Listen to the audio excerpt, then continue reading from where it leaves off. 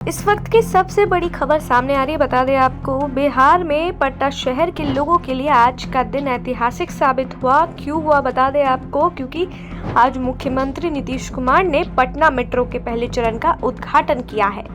इस परियोजना का यह हिस्सा न्यू आईएसबीटी से लेकर भूतनाथ स्टेशन तक लगभग 4.5 किलोमीटर लंबा है। इसे प्रायोरिटी कॉरिडोर कहा जा रहा है और इसका संचालन कल यानी 7 अक्टूबर से आम जनता के लिए शुरू हो जाएगा। यह बिहार के इतिहास में पहला मौका है जब राजधानी पटना को मेट्रो की सुविधा मिलने जा रही है। इस मेट्रो का संचालन सुबह 8 बजे से रात 10 बजे तक होगा और हर 20 मिनट पर एक ट्रेन चलेगी। पहले चरण में यह 3 स्टेशन पर चलेगी, न्यू आईएसबीटी और 0 माइल और भूतनाथ। आने वाले महीनों में इसका विस्तार और भी इलाकों तक किया जाएगा ताकि शहर के व्यस्त इलाकों में ट्रैफिक का बोझ कम हो सके। पटना मेट्रो के कोचों की डिजाइन बिहार की समृद्ध संस्कृति को दर्शाती है। इनमें मधुबनी पेंटिंग के रंग और पैटर्न का प्रयोग किया गया है ताकि यात्रियों को राज्य की परंपरा और कला का एहसास हो। मेट्रो के अंदर अत्याधुनिक सुरक्षा व्यवस्था लगाई गई है। हर कोच में 360 डिग्री कैमरे लगाए गए हैं और हर गतिविधि पर नजर रखेंगे।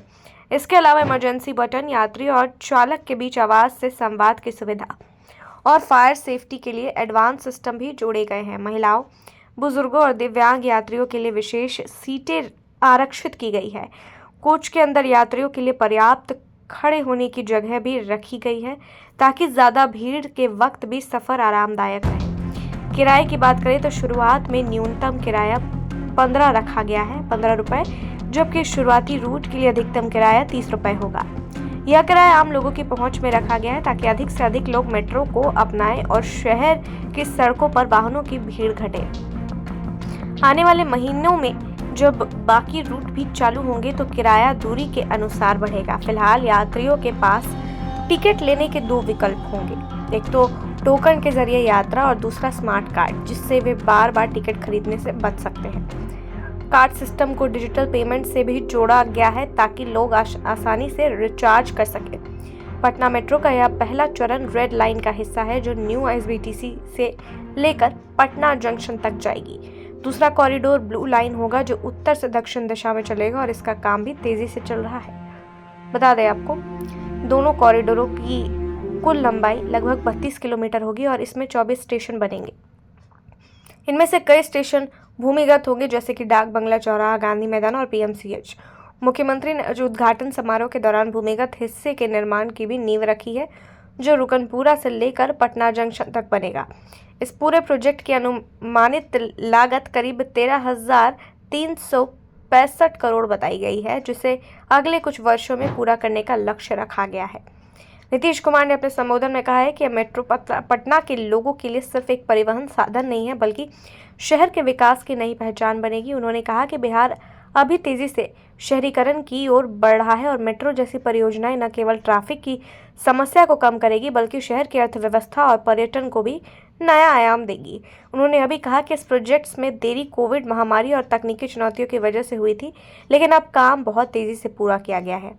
इस मेट्रो परियोजना के तकनीकी संचालन की जिम्मेदारी दिल्ली मेट्रो रेल कॉरपोरेशन और पटना मेट्रो रेल कॉरपोरेशन के पास है। दोनों ने मिलकर इसका निर्माण कार्य किया है। इस प्रोजेक्ट को ग्रीन एनर्जी पर आधारित बनाया गया है।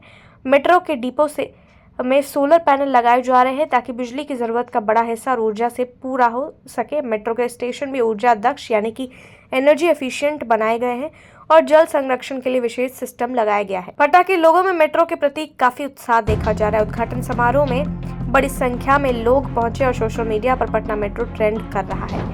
कई लोगों ने मेट्रो की पहली झलक साझा की और कहा कि अब पटना भी दिल्ली, मुंबई और लखनऊ जैसे शहरों की तरह आधुनिक बनता जा रहा है। कुछ यात्रियों ने यह भी कहा कि इससे ऑफिस जाने, कॉलेज आने जाने और बाजार पहुंचने में काफ़ी सुविधा होगी। अब तक पटना की सड़कों पर ट्रैफिक जाम एक बड़ी समस्या रही है, खासकर फ्रेजर रोड, बोरिंग रोड और गांधी मैदान जैसे इलाकों में।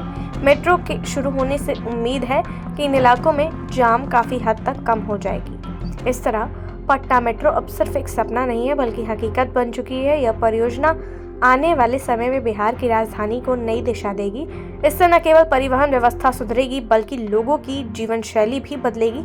पटना जैसे ऐतिहासिक शहर में आधुनिक मेट्रो का संचालन यह दर्शाता है कि राज्य अब विकास के नए युग में प्रवेश कर रहा है। अब सबकी नज़रें 7 अक्टूबर पर है, जब आम लोग पहली बार मेट्रो में सफ़र करेंगे और देखेंगे कि बदलते बिहार का यह नया चेहरा कैसा महसूस होता है।